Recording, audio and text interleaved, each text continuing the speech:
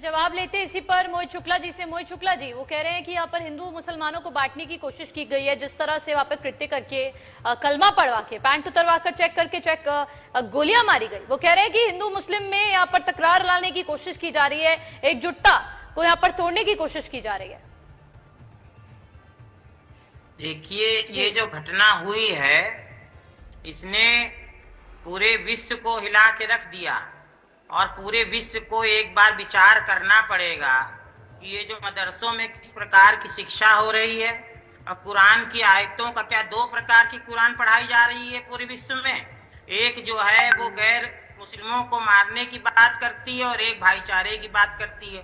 तो मौलाना साहब ये स्पष्ट कर दे पहली बात तो, अगर कुरान एक ही है तो एक ही प्रकार की विचारधारा सभी मुस्लिमों में क्यों नहीं दिखाई पड़ती है।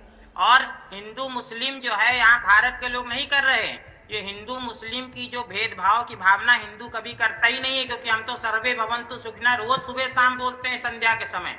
किंतु ये जो भेदभाव की नीति आती है ये इस्लाम से ही निकल के आती है। अब ये उसी की शाखाएं हैं। आप देखिए जितने भी विश्व में आतंकवादी हैं वो कहीं ना कहीं से इस्लाम से जुड़े हुए क्यों हैं। क्यों जो है हिंदुओं को निकाल के अलग किया गया, क्यों हिंदुओं को ही टारगेट किया गया, क्यों हिंदुओं को ही गोली मारी गई। तो ये सारी हरकतें विश्व के सामने जो आ रही हैं। अब ये दो ग्रुप नहीं चलेगा, एक ग्रुप पहले मारे फिर दूसरा ग्रुप आके माला पहनाए। जैसे पुरानी फिल्मों में होता था कि जो विलेन होता था वो पहले मर्डर करवाता था अपने आदमियों से, फिर जाके मरने वाले ऊपर माला पहनाता था। तो ये नीति अब नहीं चलेगी। अब ये जो है स्पष्ट हो जाना चाहिए कि आपको क्या लड़ाई झगड़ा ही पसंद है या अमन चैन पसंद है। अगर अमन चैन पर जब सरकार हमारी कहती है कि जो अवैध मदरसे हैं उनको बंद किया जाए और जो जायज है उनको चलाया जाए, तो उसमें भी मौलाना साहब को आपत्ति होती है। उत्तराखंड में हुआ तो वहां भी आपत्ति है। बंगाल में हिंदुओं का घर जलाए गए, उनको खदेड़ दिया गया, पलायन पे मजबूर किया गया।